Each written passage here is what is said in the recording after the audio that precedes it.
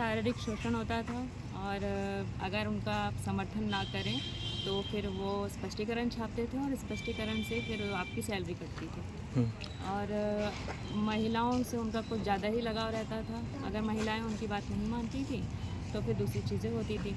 राह चलते कुछ ना कुछ अश्लील बातें बोलना, ऐसी ऐसी बातें बोलना कि आप जिस काम में लगे हो वो काम नहीं कर सकते। तो ये कैसे सिलसिला शुरू हुआ था, कौन कौन इसमें शामिल था? देखिए, मैंने शिकायतें तो सबसे की, जो वहाँ पे मौजूद बड़े अधिकारी, सबसे मैंने किया, लेकिन सबने यही कहा कि दोबारा नहीं होगा, दोबारा नहीं होगा, दोबारा नहीं होगा, और ये हर बार होता रहा। कौन करता रहा ये?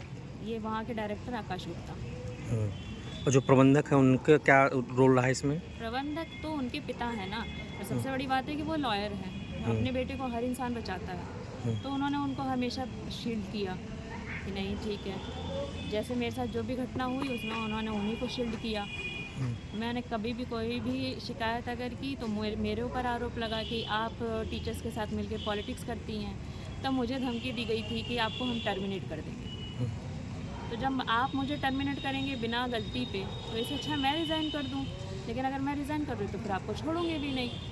आप जब टर्मिनेट करते हो तो आप सैलरी और डॉक्यूमेंट्स दे के करते हो, लेकिन इंसान अपनी मर्ज़ी से रिज़ाइन करता है और खुशी से जाना चाहता है, तो ना आप उसकी सैलरी देते हो ना डॉक्यूमेंट्स देते हो। क्या अभी तक आपके दस्तावेज नहीं मिले? नहीं, मेरे दस्तावेज अभी तक नहीं मिले। मैम, एक आरोप और आपने लगाया था कि स्कूल में शराब पी के आते थे, वहाँ हाँ, पार्टी करते। आए दिन रात के 9 बजे 10 बजे, जबकि अशोक गुप्ता जी जो वहाँ के मैनेजर हैं जानते हैं कि हमने आउटसाइडर एम्प्लॉयज़ को यहाँ ठहराया है। स्पेशली फीमेल ही ज़्यादा रहती थी वहाँ पे, मेल्स तो आउटसाइडर रहते थे, छुट्टी के टाइम पे चले जाते थे। जैसे सैटरडे को हुआ तो संडे की छुट्टी में वो अपने घर चले जाते थे। अब हम लोग दूर के हैं तो हम लोग स्कूल कैंपस में रहते थे। इस चीज़ का फ़ायदा उनका बेटा उठाता है कि कभी भी आ जाओ, अपने बाहरी दोस्तों को भी लेकर आओ, उनके साथ ड्रिंक करो बैठ के, गांजा पियो, ड्रग्स पियो, बस यही। और उनकी मदद वहाँ के एम्प्लॉय खुद करते हैं। वहाँ पे टीचर हैं वो बच्चों को पढ़ाने आते हैं, लेकिन डायरेक्टर की मदद वो खुद करते हैं। कभी नॉनवेज बनाना, कभी कुछ कभी कुछ। एक घटना का और मैम आपने जिक्र किया कि कमरे में घुस आए थे, वो क्या वाक़या था, कैसे क्या हुआ था? हुआ यह था कि मैं बाहर से आई थी और उस टाइम बारिश भी हो रही थी। तो जब मैं ऊपर आ रही थी तो वहाँ पे एक कमरा है, अभी भी स्टाफ रूम के नाम से उस पर टैग लगा हुआ है। उसमें वो मौजूदा जितने वहाँ पे एम्प्लॉयज़ हैं मेल में, छुट्टियाँ हो चुकी थी, लोग अधिकतर टीचर्स जा चुके थे, सिर्फ मैं वहाँ पे रुकी हुई थी स्कूल कैंपस में। तो मैं जब ऊपर जा रही थी तो मेरे को स्मेल आई कि दारू पी रहे हैं, नॉनवेज खा रहे हैं। तो मैंने अपने गेटमैन जो वहाँ पे था उस टाइम, उसको बुला के बोला था यहाँ क्या हो रहा है, ध्यान देना कि अगर कुछ ऐसा हो तो मेरे कमरे तक कोई ना आए। लेकिन उसके बावजूद आकाश गुप्ता जो है नशे की हालत में मेरे रूम का दरवाज़ा टूट गया, इस कंडीशन में वो रूम में आए थे।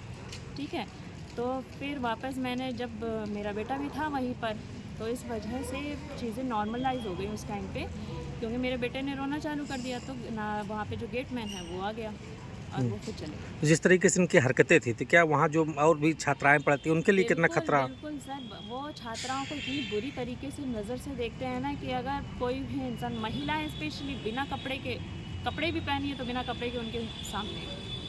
और ये सारी हरकतें उनके पिता अशोक गुप्ता जी जानते हैं, ऐसा नहीं है कि नहीं जानते हैं। उसके बावजूद वो अपने बेटे का ही पक्ष लेते हैं। आपने एफआईआर करा दी? हाँ जी, मैंने एफआईआर करवा दी।